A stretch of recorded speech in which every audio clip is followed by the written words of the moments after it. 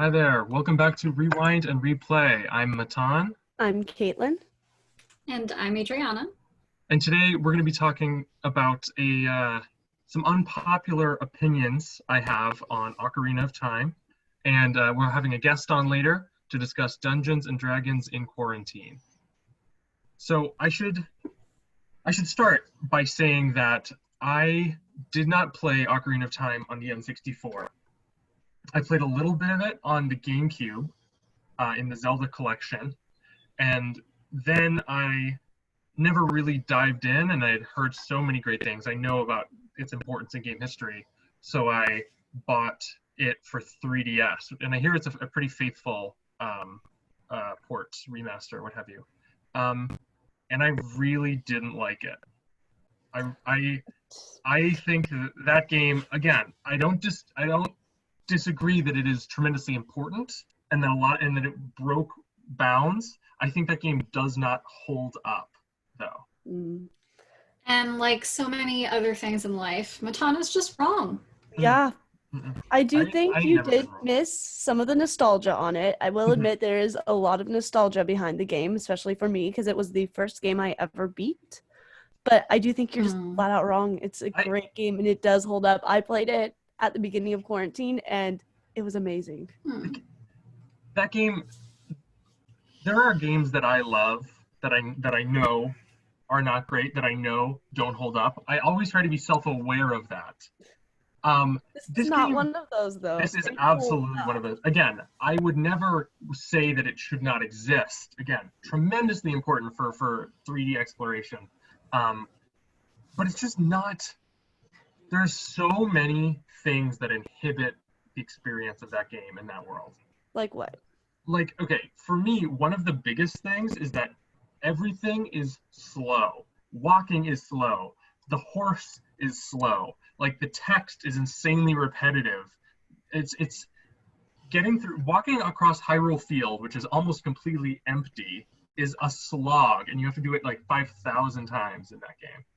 It is slow, but like you just roll all the way across Hyrule Field and it's fine. You know, I love Epona. Do not do my girl dirty like that. She's a little slow, but she's still so fun to ride. You get those carrots, you just slap her, you make her go faster. It's amazing. You know what? Sometimes you need the slow. You need to slow down. You need to relax. You know, your mom's yelling at you to go do something. You just ride move forward slowly while you multitask. Yes. Sometimes just open. You just ride her through Hyrule Field. It is a You little. turn the sound on. There. Yeah, but I think that's also like part of it being made in 1998. They didn't have a ton to do in there, which, yes, that could be what you're saying. It's not holding up, but I don't think that ruins the game. I think it's still beautiful to ride through. Mario 64 holds up. There are issues with it. Don't let me say it is not a perfect game, but Mario 64, that world is engaging and full. So is this world. Sure, Hyrule so not itself. Well, Hyrule Field isn't great, but Kakariko Village, amazing. Kakariko Village is cool. Death Mountain. Part of the issue, though, might be that you were really into the Mario game the first time around, and you weren't into the Zelda game the first time around. So you can't say it doesn't hold up because it never held up in the first place for you. I didn't play Mario 64 until it was on the DS. So, and on top of that, I love Majora's Mask. It's also not a perfect game, but Majora's Mask is on the same engine as Ocarina of Time, and it was made in 1 year. And I think that game, Ocarina paved the way. Ocarina walked so that Majora's Mask could run. Majora's Mask is pretty great. I will agree. Thank you. Like, I just think Ocarina of Time, like, I think they figured out in Ocarina of Time they figured out how to improve Ocarina of Time for Majora's Mask. In like, Termina is full of life. These people have their schedules that they go about, and as you go forward and back through time, you see different parts of their day, and they have character, they're memorable. I still remember like the dancing guy in the town, and the couple, and the mask salesman, and like, I don't remember any of the side characters from Ocarina of Time. Can you describe two side characters? There is the dancing couple in Hyrule castle, not castle. Oh my gosh, what's it called? Just like the little courtyard. Okay. Sorry, you said dancing people, so it made me think of them. But then there's I never knew how to say her name. See, you always read this stuff, and I never know their names. But Malon, Malon, or something. All right, you got two. She was great. She was the one who gives you Epona, and then her like dad or uncle or whatever. Did you know that everyone in that little Epona's, or what's that place called? Man, I just played this game. And I can't think. Is that Moo Ranch? Yeah, Moo Ranch. Okay. Or farms or whatever. You're quiet. I cannot hear you. Oh, my sound got turned way down. There we go. Okay. Everyone there is based off of a Mario character, which is pretty I did know that. Which one is Malon based off of, though? I'm actually not sure. I was just reading this recently, and I meant to look it up, and then I forgot. But her dad or uncle or whoever Princess is Mario. Daisy. Oh, yeah. Oh. Yeah. I mean, so the issue there might be, sure, the side quests are a little less in depth as they are in Majora's Mask. However, you're judging a game based on expectations you have for a different game and not expectations of the game itself. So that is not probably what the game intended to focus on. It is not about the side quests. Yeah, the side quests may not be great. Yeah, there's some pointless ones, but the main quest is incredible, and that's what the game's really about. How is it incredible? I don't know. I think it's standard. It's acceptable. Like I don't know. Like, Ganon isn't a super interesting villain, and I guess that's a complaint for all of Zelda. You know, Zelda's not. You don't really play Zelda for the story most of the time. And I will admit, I agree with you. Like, Majora's Mask and Ocarina of Time have different priorities. They have different areas of focus. That's definitely true. I just think, like, you gain so much by having a lived-in world. And to me, like, the Ocarina of Time, like, did not feel lived in. Like, yeah, I don't know. Like, these people right outside the gate. I mean, right outside this town in this field that connects, like, so many different areas. There's, like, all sorts of enemies. I don't know, just like, do regular people walk here? Do regular people walk through here and just like get attacked by choo-choos? I think, I think you may be having just an issue with RPGs in general, because if you've ever played like a Dragon Quest game, that is how this shit works. That is how this is how the universe works. It's also how it works in Breath of the Wild. Like, you walk around, people are getting attacked. But yes, I guess what I like is that in Breath of the Wild, and again, we're comparing a game from what year in the 90s to a game from 2017, 2016. In Breath of the Wild, like, that is kind of built in. Like, there are times when people get attacked by things and you can go save them. And like, that's like part of the world. Sorry to interrupt. I just remembered it's called Lon Ranch. I don't know. Lon. Thank you. Yeah. Thank you. Yeah. That just like popped into my head. I was like, ooh, Lon Ranch. But I guess, yes, random encounters are a thing. I used to play Pokemon. I've played other JRPGs. They're not my cup of tea as much anymore because random encounters I find frustrating. I find them more frustrating in a turn-based game. So I'll say that it's not as bad in Ocarina of Time. But it's like, if I'm trying to get to point A and point B, I want to be able to get there, not without struggle, but like, if I can see them, I want the option to avoid them, and like, I just feel like Hyrule Field, it just throws the same boring enemies at you, basically just prolonging your time without giving you any sort of meaningful, like, you're not learning any new skills. It's not even that hard. It's just time consuming. That's part of the grind, man. I mean, I think this might be like your subjective experience, but oh my God, I cannot count the number of hours I have spent just like walking around fields fighting things. Like, some of the time the fun is just fighting shit. It's just watching the animation and clicking, spamming attack. And I also don't think Hyrule sometimes it's fun. I don't think Hyrule Field is that bad. There's not a ton of enemies in there until like nighttime hits, and then you get those like the skeleton guys attacking you. But before then, there's like day-night cycles. Yeah. Okay, fair. You know what? I do love a good day-night cycle. Shout out to Firewatch. And, like, you can make it across Hyrule in like a minute. Like, it's annoying. You have to roll. I will admit it's kind of annoying, but once you get Epona, you call Epona. It takes like 30 seconds to get across the whole thing. That's not You're that right. long. I just like want it to be more engaging. Like, there aren't a lot of cool secrets. You know, there's pits you can fall into sometimes, but it's not like there are secrets really to be discovered that much in Hyrule Field. It's not like I just don't even understand why it's there and why it's that big. I Like, mean, there's more secrets once you get further into the game. Like, you get like the Eye of Truth, and you can start seeing more. And then Right. like you get I forget what it's called. It's something you can get from, I think, getting the Gold Skull Tolas. It like vibrates or does something when you get near something where you can like place a bomb and like find another hole in the ground. And so there's a little bit more once you get further But- into the game. but doesn't the gold sculptures, don't they just give you rupees at the end? No, they give you like different. They give you like a bigger rupee bag and then like just different stuff. Also, there's not a lot to spend rupees on, but that's a smaller Yeah, issue. that's true. When I'm talking about the text, another thing, very small thing that has very frustrating, very large consequences for me. When you're mashing through the text bubbles, especially with the owl, when you finish the text bubbles, the default selection is let me hear it again. Yeah, So if you're that is not- kind of annoying. So put it on no and let me choose to say yes. Ugh. I mean, you don't even know the number of times always. I go through B. I don't know why. I scroll through things with B. And so the number of times I have clicked, let me hear it again when it gets to the second one.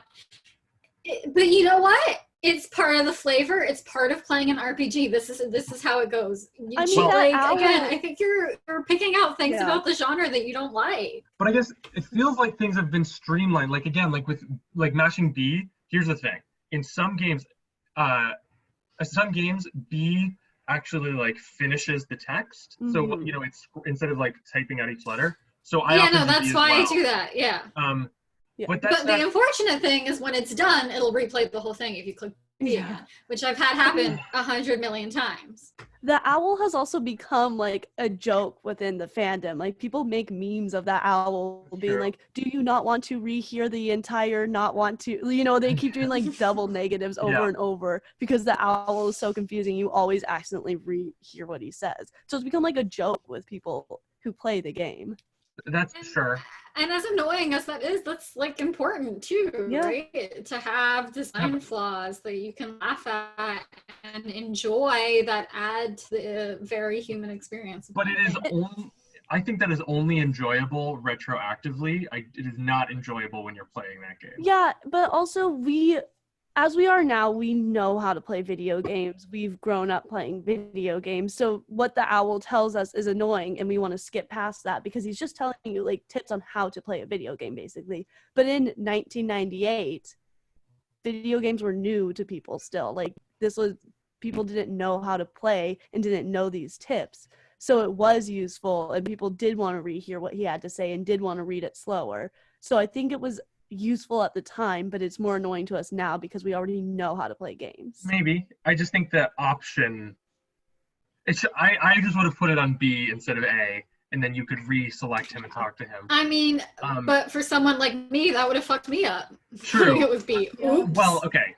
Well, there's no solution to it. Like it is what it is, and part of the great thing about the Zelda games is the community. It is the aftermath of getting to enjoy it afterwards, after you've played it with other people. I suppose. Another issue. Again, this is an old game. This is part of it not holding up. Like, I'm not saying this wasn't big for its time, but now the combat is not that interesting. The combat is like not that dynamic. You just kind of swing your sword and shoot your arrow. I think it's like, still fun. I mean, there's some interesting weapons in there and like interesting ways to use the weapons. like what? The hammer is really fun, and how you use it against Ganon at the end is really interesting, and trying to figure that out for the first time is really cool. I just like, again, like, I think the games that I'm kind of thinking about around Ocarina of Time are Mario 64, because that was another sort of pioneer in 3D, and then Majora's Mask because it was built on the same engine a year later, and it's also a Zelda game. I feel like 64, like, the movement and the combat being mostly jumping at people's heads was still so compelling. Like, it had a sense of impact, and on top of that, like, it was dynamic. You can approach situations like in a lot of different ways, and in this game it really is just like blocking and then yeah. I get that, but I also I love think that there's though. also a more importance on puzzles in this game, which I think was really fun in figuring out puzzles. And then just back to weapons, I thought of another cool weapon. It's not really a weapon, but the boots that you get to choose between, like the iron boots and the hover boots, those are so cool. The hover boots, I feel like, could have been used more. Yeah, I do agree. They weren't used a ton, and I really enjoyed them, and I wanted to use them more, but you really only get them at the end. Sure. Or like the Eye of Truth was really cool. Yes, I don't think I got the Eye of Truth, but I've heard about it. You got the hover boots, but not the Eye of Truth? I don't remember. It's been a while since. Okay, because the hover boots come after the Eye of Truth. So not only does Matan not like the game, he just didn't play the game. He just didn't play the game. I've only heard things. I just heard it was good, so I have to disagree. Right. So the other thing, you mentioned the puzzles. I do like some of the puzzles, but some of them are so repetitive. Like, some of them involve so much backtracking, like cycling all the way back here to like press one button and then coming all the way back up, climbing these vines or whatever. Like, again, the puzzles are supposed to be slower, but just like backtracking is not engaging when there are the same enemy types that just keep respawning when you leave the zone. I don't know. I'm trying to think what puzzles you're referring to that you backtrack to. There weren't a ton that you had to like backtrack a ton for. What are the 4 temples? There's the forest, water, fire, shadow, and spirit. Okay.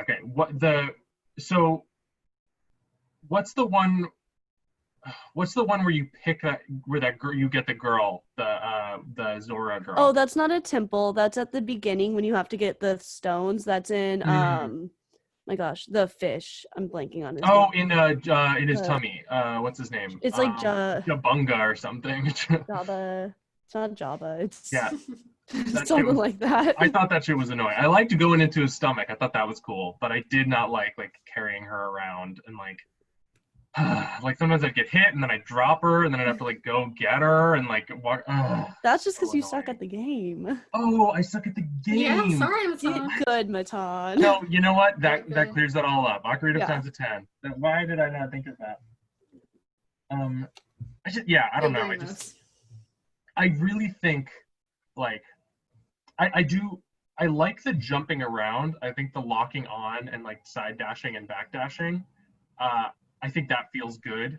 But I just I don't know. I just felt, yes, I felt slow, but I also was not a fan of like climbing up places and like, having to jump off of things to get lower. I don't know. I just was not a fan of the movement, and that invades every aspect of the game. I think at the end of the day, the issue is that Ocarina of Time has a 99 on Metacritic. It's a fantastic game. It's just not a game Matan can play. He just can't do it. Why not? Because I loved Majora's Mask. I haven't played it in a while, but I think a lot I don't know, dude. How far into Ocarina of Time did you get? I don't remember. I've watched a playthrough of the whole thing. I did not finish it because I got so fed up, but I played a lot of it. Don't also don't know why there's a stealth sequence in a game that is not built for stealth. That was annoying and boring. It was annoying and boring. I think it's fun. It's annoying, but it's fun. I mean, some of the most enjoyable things are annoying. You just have to know the path to take, basically. Well, that's not. Once you know the path, you're set. I guess, but then isn't that boring? Like, once you know the path, that's all I you still need to find it know? fun. Then you play in a master quest and it's mirrored, and you have to re-find the path mirrored. That is some good shit. Making you engage your critical thinking skills. I don't know. It's just is not. What are the highlights of that game for you? What aspects or mechanics stand out? I just love it. I don't know. I feel like I've said a lot so far.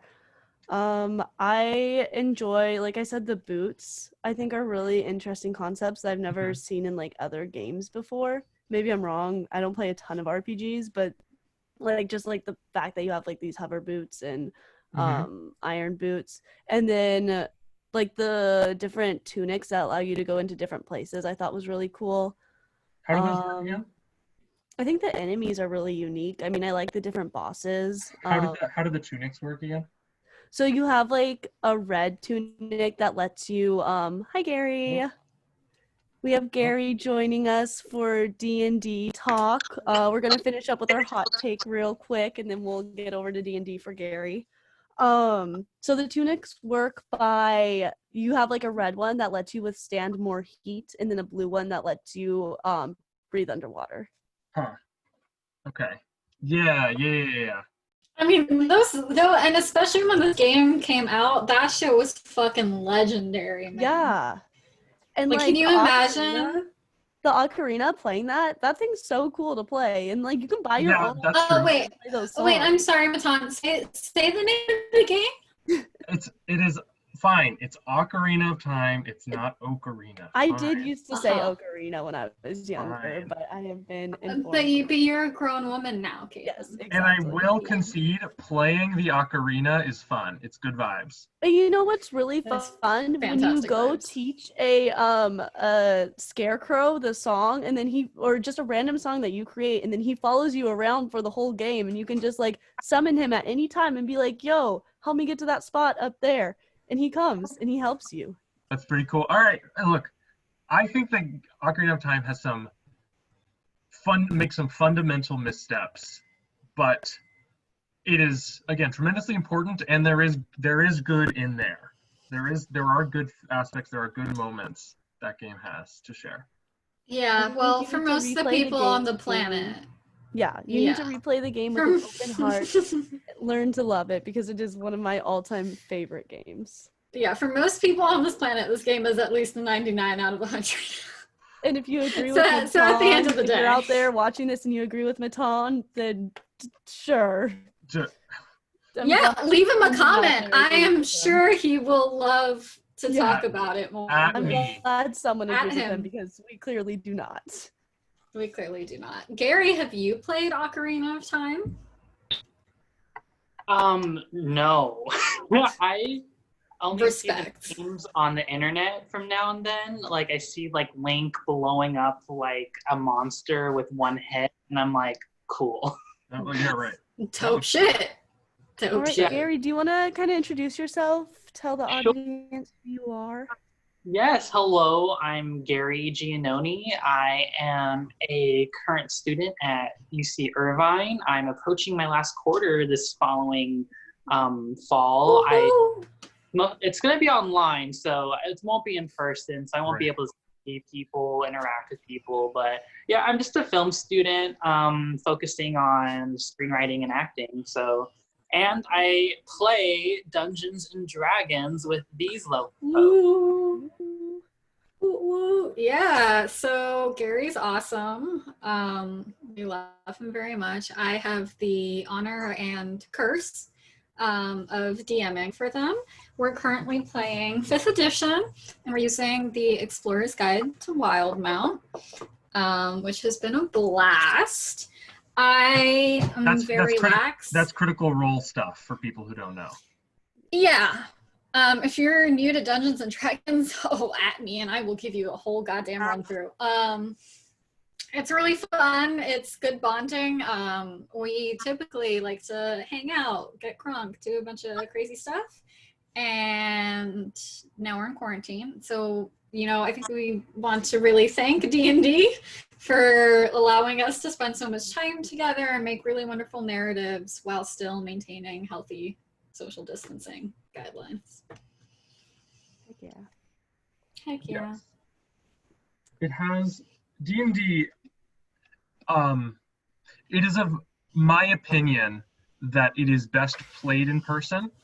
But with that being said, there are a lot of really great resources for playing online and at a distance, some of which, again, it is my preference to play in person, but there are some ways in which playing online even supersedes, is better than in person. Specifically, we use the site Roll20, which gives you a grid, and you can make character tokens for your characters. You cast spells, roll dice. They have all sorts of really interesting mechanics. Like you can sort of build walls and then set lighting so it shows exactly what you can see given, your light source. And it's I for a while was playing another campaign. D&D is in Roll20 as well, and there were some really interesting things that you can do with it. Yeah, I mean, it's also great. One thing I do like that doesn't work as well in person sometimes is playing music for everyone. As a DM, I like get distracted. Like music is not the first thing on my mind, or sometimes whoever brings the speaker, because it was not me, usually forgets, and it can be a whole thing. But D&D, you just click to play and it plays for everyone in their little earbuds. And I think that's really neat. Some of my players, I don't think any of you guys though, also use D&D Beyond to track your character sheets and manage everything. The sheets on Roll20 though are also pretty cool. You can just click the skills and it'll do the roll for you, which sometimes when you're doing math at the actual table, you just want to die because I hate math. And rolling 10d10 and counting is not fun. But yeah, D&D has a long history of being played at the table, and I agree with Matan. I think we all would playing at the table is the most fun, but especially recently, a lot of people have been playing online, seeking players online, and there's a really wonderful, thriving online community. Any ways to play, you should check it out. Find some cool strangers to play the game with. Absolutely. Yeah, I mean, for me, this has definitely been an awesome way to keep in contact with friends and stay updated on a weekly basis, because it's hard in quarantine. You start to get you forget to call friends and everything because quarantine sucks, and you get lonely and you just forget that you have friends out there that do want to talk to you. And D&D has been a great way to keep up with those friends and still talk to everyone and see their faces every week. Yeah. I think I think online Roll20 and whatnot is somewhat new user friendly for new D&D players. Yeah. I know I started playing Dungeons and Dragons I think the beginning of this year, in January, and ever since I've just been entrenched in the community and watching Critical Role, which just aired. It just aired on Thursday. And I was having a blast watching it. I think it got over 100,000 views, just on the live stream alone. And I was just having a blast. And I think with new users, with Dungeons and Dragons, I think people underestimate what it does or what you can do with Dungeons and Dragons, and seeing how much role play gets involved. Because I think for me, the most popular media of Dungeons and Dragons in my recent memories from Stranger Things, but I don't think Stranger Things, I think if you know how to play Dungeons and Dragons, you'll get the little teasers or Easter eggs and what a Demogorgon is and whatnot. But if you don't do the research, you won't really know what it is. And I think I really encourage people to go into what D&D is, and seeing how cool it is, and seeing just how much improv, especially for people in drama, I think it's such a great improv exercise in and of itself. It is the sort of one of the founding fathers of video games.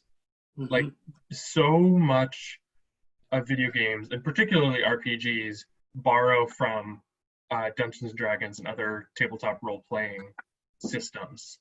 And I played video games before I got into D&D, and then when I did... Sorry, my cat is back there doing something. I'm gonna go, something crashed. Sure. Oh God. Oh, I totally forgot where I was going. I'm more interested in Keaton's cat. It was easy to make the jump to Dungeons and Dragons. It was more intuitive than I would have thought, just because there's so much familiarity with video games, so much similarity. Yeah, there's a ton of overlap, especially with the spells. I mean, this depends, of course, on what games you played, but as a primarily RPG player, a lot of the spells are almost exactly the same. It's the same vibes you get. I'm distracted. What a cutie.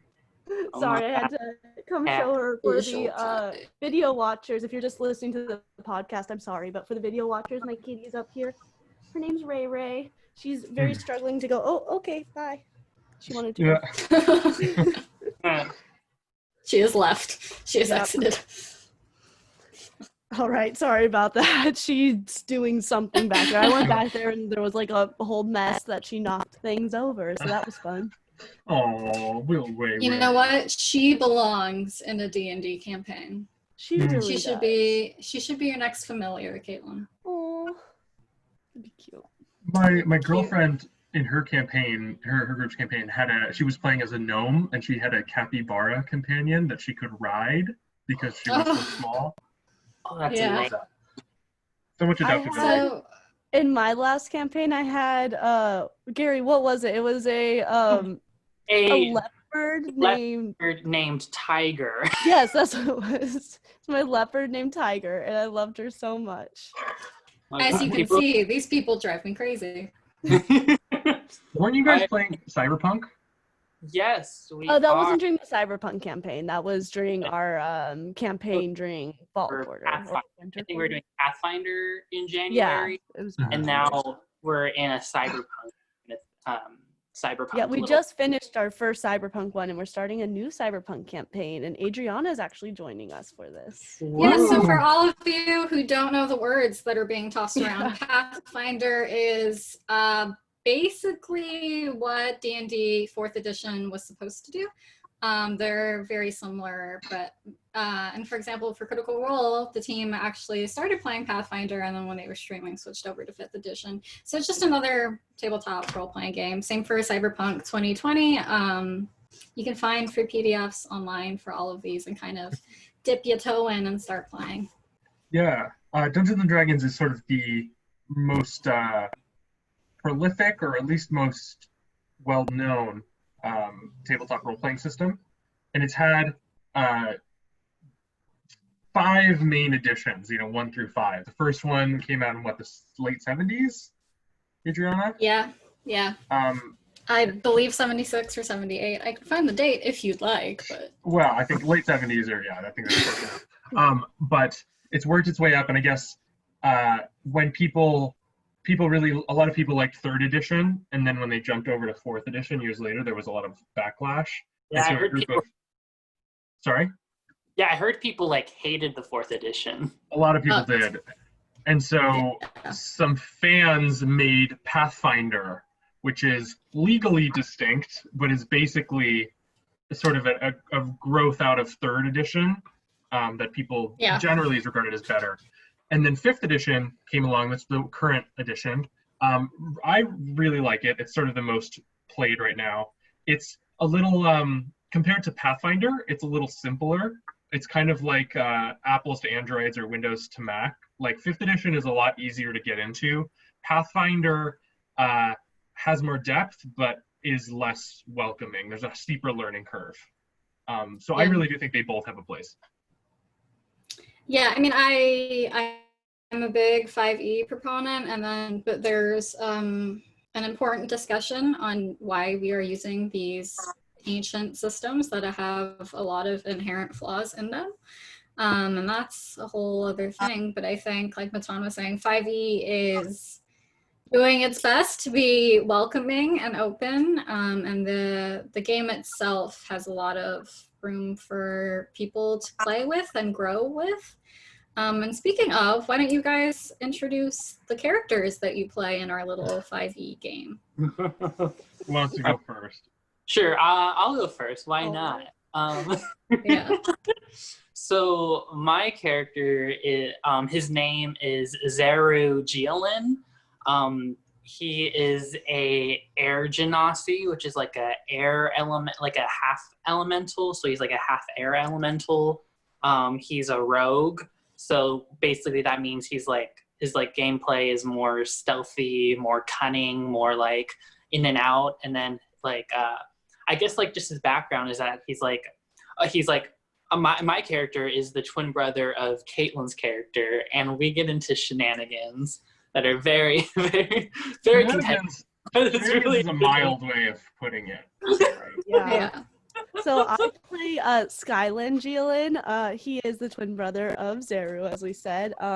He is also obviously an Air Genasi, and he's a rogue. He plays the viola, and he likes to sing a lot. You are not a rogue. I'm sorry. Yeah. Wow. I'm hearing Gary and you just want to be me. You just want to. Yeah, it's not a rogue. Thank you. Had Bard in my head, but Gary's messing me up.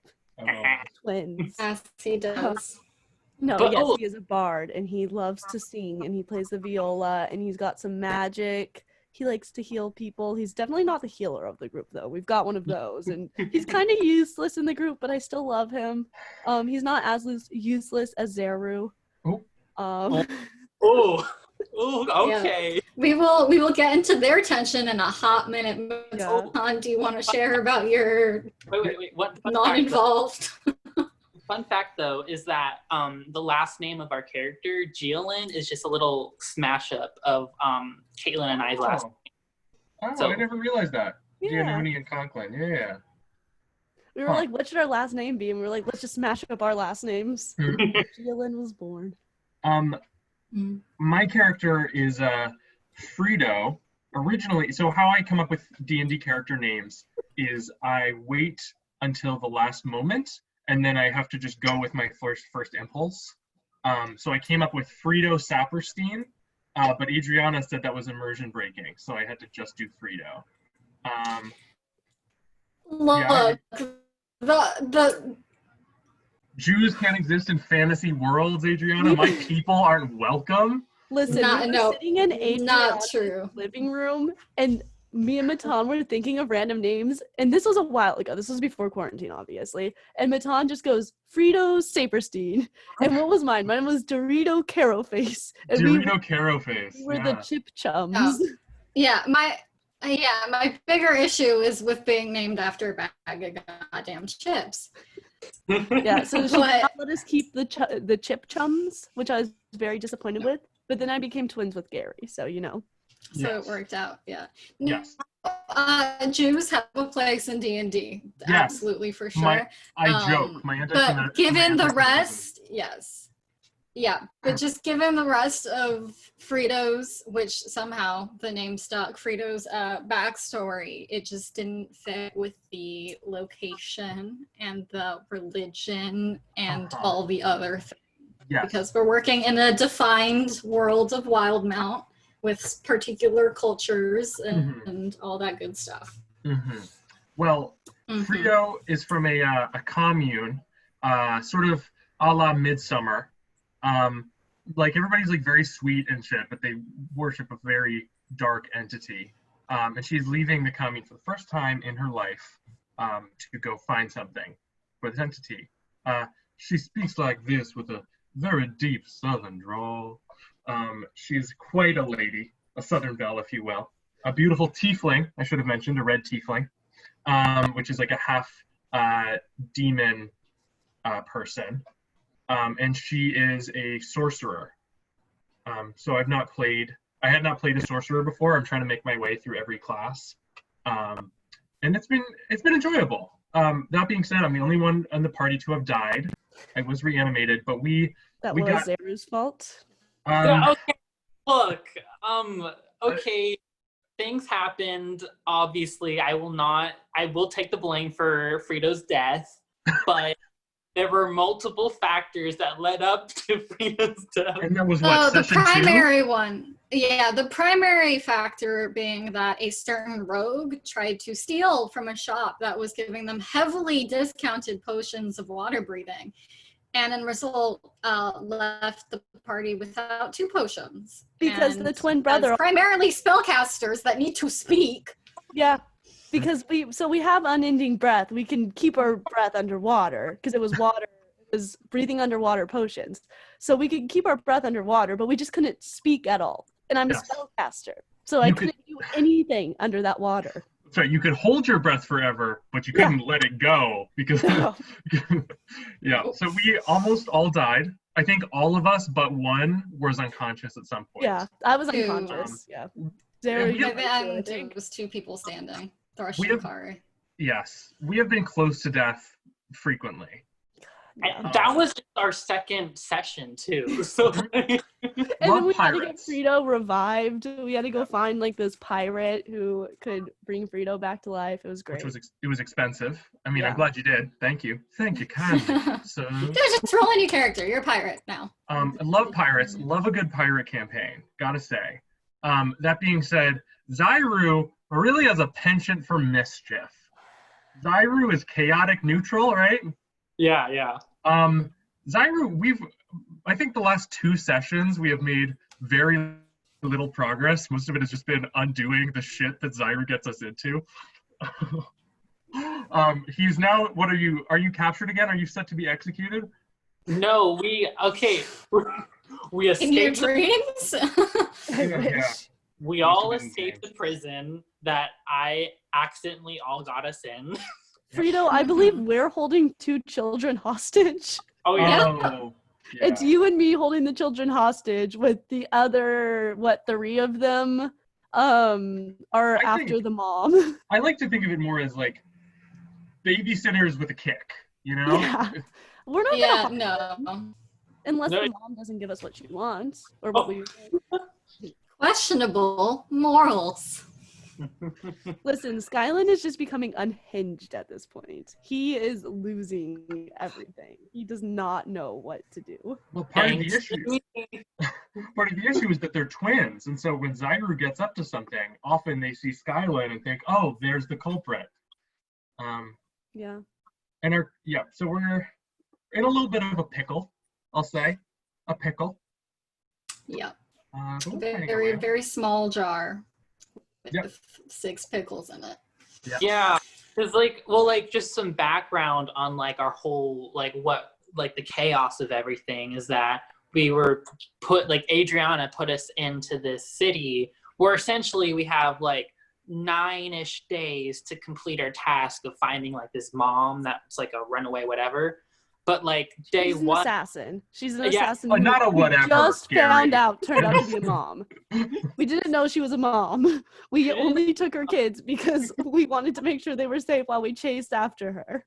Exactly. To make that clear. Sure, We sure. don't know who could find That's them. what happened. People could come after them. Yeah, people could Somebody come has to be after there. these kids. People that don't look anything like you. I definitely did not say let's hold the kids hostage. Oh. Never you came out of my mouth. fell on them that made them pass out. Well, they were gonna run. We had to make sure they stayed safe at home. Exactly. us. We didn't want them running out into the town. Anyone could find them. They're young kids. There could be violent people out there. Yeah. Mhm. Okay, but to Mhm. backtrack, we were literally we have 9 days to do this, right?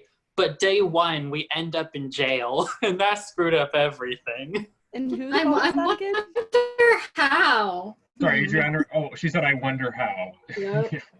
Yeah, that was Zyra. But I really, in terms of future D&D characters, I often have concepts for characters that I like to do later. I really want to play a rabbi, a priest who's who's Jewish, and their god is Yahweh. I think that would be very, very fun, very funny to be a rabbi in this fantasy world. I think that's hilarious. Yeah, when Frito dies, you can play that one. Dies again.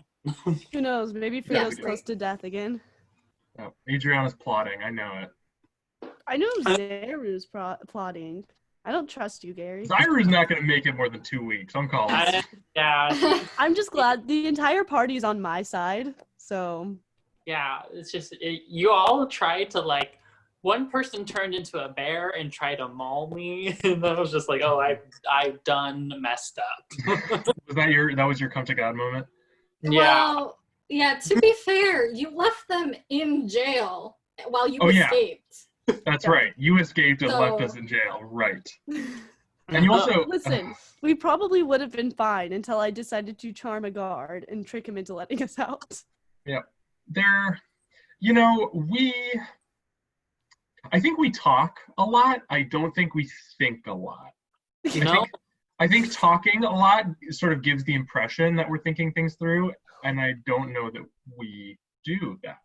No, we don't think through. Our very first session, we killed 2 whole crews. Like, we killed, No, you know, that was not on us. On 3 of us, that was not on us. The 3 of us. There's another player here, Navi. Okay, Navi is a great player, but in this session, just this session, fucking narc. We were on a ship with pirates to go where we needed to go. We were on a ship with pirates. Like, sure, she didn't say, hey, I'm a pirate, but she had an eye patch. It was pretty obvious. And then the ocean cops pull up on us. So yeah, we're gonna fight the ocean cops. And what's Navi's character's name? Raymara? Yeah, Raymara. Yeah. And Yeah. Raymara's like, no, wait, those are cops. These are pirates. Let's fight the pirates. And so 5 party members are fighting with the pirates. What? 4? Four. Sorry. Kari didn't do anything. Yeah, That's right. Kari was just roll. Kari sat out. 4 of us are fighting with the pirates, and 1 is fighting with the cops. And so basically it becomes a massacre. Basically only the captains of each ship survive. And then didn't we end up We have to letting take him both go? of them captive, right? Yeah. We took them both captive, and we were all like, okay, none of us knows how to pilot a ship, or sail a ship, and we all were like, okay, we still don't. we still don't. We let the pirate person go. Well, not go, but we let them like, okay, we won't kill you, and we just kept the cop in like our prison cell, and then we just gave him over to pirates at the end. Yeah. So he's probably. Probably. Yeah. But But like, yeah. But what I love about Dungeons and Dragons is just like how insane things get. Mhm. Like you think, like especially like I can't believe as like a DM, I wouldn't be able to DM a session because of how many freaking routes go, or like how many paths can like emerge from just one little thing. Like you have this whole plan or idea of how you want the session to go, but then one player, maybe me, decides to screw it all up. Yeah, I mean, it's a lot of it is improv. A lot of it is also set, and there are a lot of great DMs out there, and I think a lot of them would tell you a lot of it is setting up the world, right, and then knowing the world well enough that you can just react, right. So having your important city officials, having your important underground crime organization, having some just random people, having some inns, like having these important places, knowing the libraries, if any, in the city, knowing the temples, and like knowing how the world functions and then using it to react to everyone else. It's a lot of work, and I will say you probably get more out of playing. I think that's one of the great things with D&D is you get to either or both explore things very unlike real life, or things that hit too close to home in a little bit of a distant, high fantasy, awesome way. Mm-hmm. We all get to process our hate for Gary. Listen, this isn't the only campaign that Gary screws me over in. In our other Cyberpunk campaign, he blew me up twice. What? Twice. You blew her up twice? And Yes. then I accidentally blew up her brother. How? So the 2 times you blew her up, it was on purpose? No, they were on accident, but stuff happens, and I thought I would learn the first time not to blow her up, but things just end up being explosive. Listen, both of them were also my fault because I could have backed up and I didn't choose not to. I just forgot to. I reloaded my gun both times instead, and you think I would have learned the first time, but I forgot again. You would think. And both times Gary blew up this big robot thing, and both times I was standing in the blast radius. Well, however, when you blew up my brother, that was not okay. He thought he goes over. We're in these big mecha suits. He picks up this thing, He doesn't investigate it. He just thinks it's a car.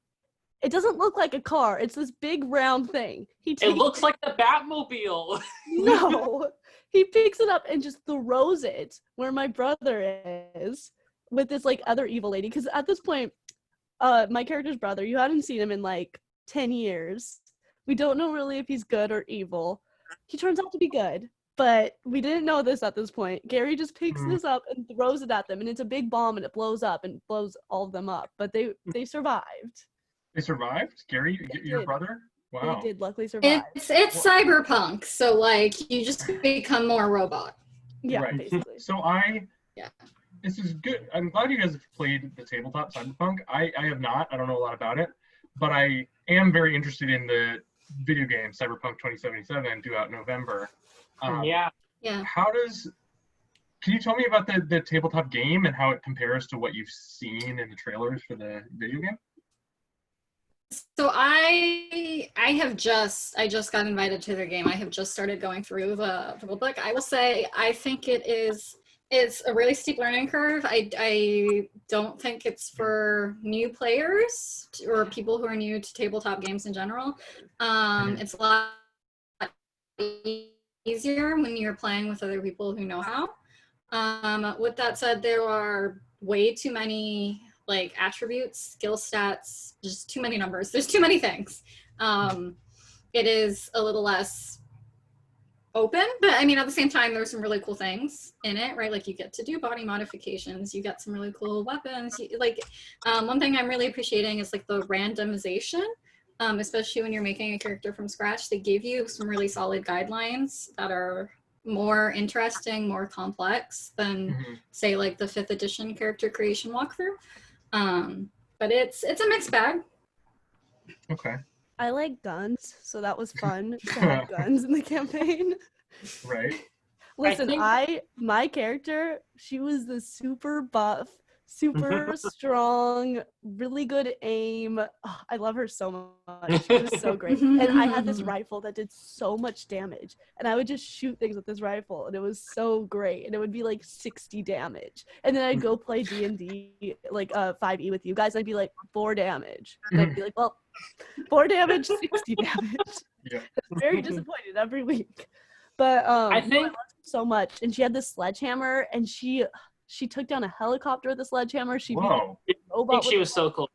She was amazing. Thea Winters, what a character. Yeah, and it's really cool, like seeing like your character and my character, and like it's like trying to see how different like my character in like the Cyberpunk one was compared to the one that we're doing with our 5e campaign. I think like Matan, what you said about like comparing it to the video game Cyberpunk 2077, from like the trailers I've seen from the video game, it's like you get the idea that like you have like the same type of body modifications and whatnot.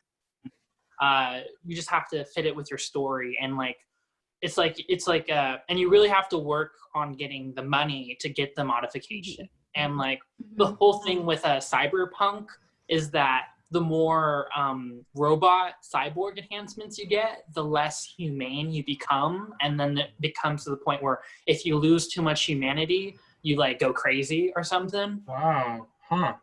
But I don't know if that's gonna be a thing for 2077. I haven't seen really too much about the game, so I can't say too much, but it does seem really similar, and I've seen like you can have like the different classes in the game, which looks really cool. Yeah, that's exciting. I hope they just make the math a little bit less in the actual video game, but I'm sure. Is hacking in the tabletop game? Yes, absolutely. It is so 90s. Like Cyberpunk 2020 is so 90s. Like yeah. That game. Yeah, I'm a fan of the Cyberpunk style. I've kind of I wasn't ready to dole out another hot take, but I am not a tremendous fan of the Witcher 3 game. I really enjoyed the books, and I enjoyed the show. It's flawed, but it was a good time. And I kept getting kind of intimidated. I couldn't really get into the flow of Witcher 3. And I'd like to try. I've tried it twice. I'd like to try again, but this is the same company that made Witcher 3 is making Cyberpunk 2077. And their emphasis in general is on very complex, dense open worlds. And so that's one thing I'm really excited about in terms of Cyberpunk 2077. It looks like there's going to be so much character in the world that you're inhabiting, so many ways to approach situations in terms of combat, in terms of your origin. There's like 3 different origins that you can pick for your character, immense amount of customization. You don't pick a gender, which is cool. Like you choose how you present and what your genitalia is, which is sort of, I think, we're going to be seeing more of. I am very intrigued despite not loving their last game. And I like hearing about their tabletop origins because that Cyberpunk 2020 is not a world I'm deeply familiar with. Yeah, honestly, I wasn't super excited for the video game until I started playing this tabletop, and now I'm like, ooh, this is really cool, actually. That's good to hear. Are there any other tabletop systems that you guys are familiar with? Not really. Not personally, no. Okay. I myself just... Say that again, Matan? I'm sorry? Say that again? Ask the I'm question again. My question was, are any of you guys familiar with any other tabletop role-playing systems? Oh, a ton. Like which other ones have you played? So Powered by the Apocalypse is a company, and they have a bunch of different Powered by the Apocalypse kind of rule sets. So I played Masks, which is like superheroes. Cool. Very fun. It's a lot like Fate. So it as in it's supposed to be a simplification of Dungeons and Dragons, right? So the rules are easier to learn. The combat system's pretty different. It's much more flexible. It can rely more on the narrative. They do some good shit. Cool. You mentioned Fate. I was gonna say just maybe 2 weeks ago, some friends and I learned the Fate system to start playing, and we're doing kind of a like future corporate overlord noir thing. We're doing like future noir, which I'm a fan of, and I'm playing a femme fatale, which I like a lot. It's been fun. I do prefer D&D. I think this is hard. This is kind of hard to elaborate on, but I think there is freedom in limitation. I think when you have rules placed on you, like manipulating those rules and doing your best within those rules can be kind of empowering. And while there are rules to Fate, it's a little bit too open for me. I do enjoy it. Again, I am having a good time, but it's very, the focus really is on story and on the collaboration. And I do, again, I love an emphasis on story, but because everybody has like an immense amount of power in determining where the story goes, it never feels like the stakes are ever that high because it feels like you can kind of get out of anything. To me. Yeah, I would agree. Yeah. I would agree with that. My preferred system is 5th edition, which has its downsides too. Yes, but I'd say mine too, I think. Yeah, I think with like both, like with any platform, I think the core to any good tabletop game is like character creation, like being able to make a character that you not only identify with, but someone where you can like really create a really rich story within yourself and like and like create this whole persona for yourself. And I think it's something like when we're playing like our 5e campaign, I'm thinking like, oh man, like I'm already thinking of like, what if I was this character with this race, with this class, and like with our Cyberpunk campaign that I'm going to be doing with Caitlin and Adrianna, I get to make a whole new character, and I'm like, oh gosh, it's like the opportunities of creating new people and new ideas and new ways of storytelling, which is like I think it's very unique for tabletop games, is like being able to create such a character that's so yours to control. And I love it as like an improv exercise. Like it's just so fun to do for improv. And like as an actor, it's such a good way to improve your improv skills and just like so fun to practice them. Yeah. Definitely. Well, I think that just about does it for this week's episode. Unless there's anything you guys would like to add right here at the very end about our D&D campaign, maybe an apology of some sort. I feel like that pointed towards me. No, I didn't say any names. Thank you, Gary, for coming on to talk to us. We really appreciate having you on. I know I had such a great time. You guys are great. It was a lovely little conversation we had. Thank you so much for inviting me here. Yeah, thank you for joining us. It was a lot of fun. It's always great to have new perspectives. Yes, and thank you for causing mayhem.